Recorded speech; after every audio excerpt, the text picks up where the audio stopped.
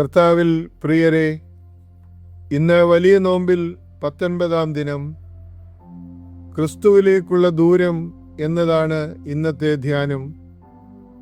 ആരാധന കഴിഞ്ഞ് മടങ്ങുമ്പോൾ ക്രിസ്തു കൂടെയുണ്ടെന്ന തോന്നലിൽ ഒരു ദിവസത്തെ യാത്രാ ദൂരം പിന്നിട്ട യേശുവിൻ്റെ മാതാപിതാക്കളായ ജോസഫിനെയും മറിയയെയും കുറിച്ച് ലൂക്കോസിൻ്റെ സുവിശേഷം 2-ാം അധ്യായം 41 മുതൽ 52 വരെയുള്ള വാക്യങ്ങളിൽ വിവരിച്ചിരിക്കുന്നു.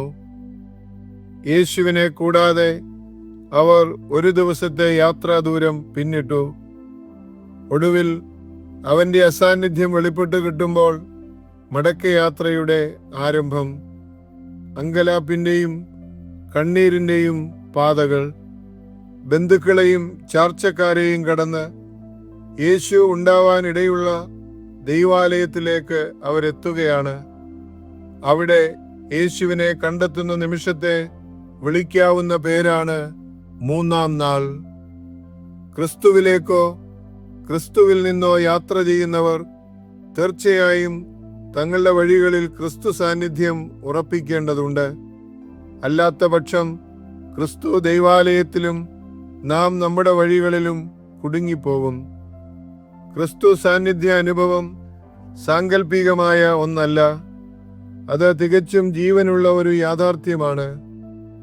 ഈ യാഥാർത്ഥ്യം നമ്മുടെ ബോധതലങ്ങളെ തൊട്ടുണർത്തുമ്പോഴാണ് ഒരാൾ താൻ ക്രിസ്തുവിലാണെന്നോ അല്ലെങ്കിൽ ക്രിസ്തുവിൽ നിന്ന് എത്ര യാത്രാദൂരം അകലെയാണെന്നോ കണ്ടെത്തുന്നത്. ഇനിമേൽ ആരാധന കഴിഞ്ഞ് മടങ്ങുമ്പോൾ ഒപ്പം ക്രിസ്തുവുമുണ്ടോ എന്ന് ഉറപ്പുവരുത്തുക. അവൻ്റെ മിഴികളുടെയും മൊഴികളുടെയും പ്രകാശത്തിലൂടെ നടക്കുക.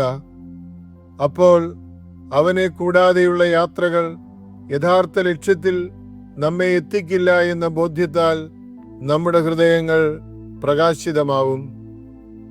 നാം എത്ര വലിയ ആത്മീയ മനുഷ്യരാണെങ്കിലും നമുക്കും ക്രിസ്തുവിനെ നഷ്ടപ്പെടാം എന്ന ചിന്തയും എപ്പോഴും ഉള്ളിലുണ്ടാവണം. നോട്ടങ്ങളിൽ, വാക്കുകളിൽ, ചിന്തകളിൽ, പ്രവൃത്തികളിൽ, മാനുഷികവും വൈകാരികവുമായ തലങ്ങളിൽ, അങ്ങനെ എത്രയോ ഇടങ്ങളിൽ ആത്മീയരെന്ന് അഭിമാനിക്കുന്ന നമുക്ക് ക്രിസ്തുവിനെ നഷ്ടപ്പെടാൻ സാധ്യതയുണ്ട്.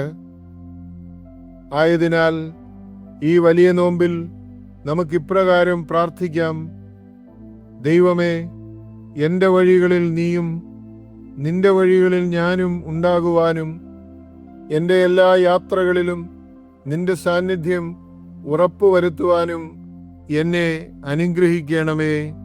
ആമേൻ. എല്ലാവർക്കും അനുഗ്രഹം നിറഞ്ഞൊരു ദിവസം ആശംസിക്കുന്നു. സസ്നേഹം, ഈപ്പനച്ചൻ.